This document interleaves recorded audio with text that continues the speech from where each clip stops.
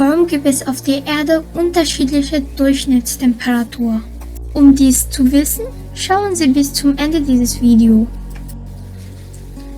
Wenn die Sonnenstrahlen auf die Erde treffen, werden teilweise in Wärme umgewandelt.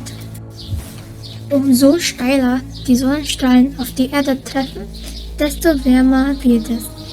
Weil die Sonnenstrahlen gerade am Äquator treffen, dort ist es am wärmsten.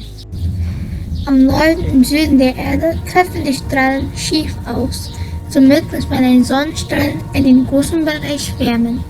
Es wird mehr Fläche bestrahlen, dadurch, dass die Sonnenstrahlen auf der Erde schräg treffen.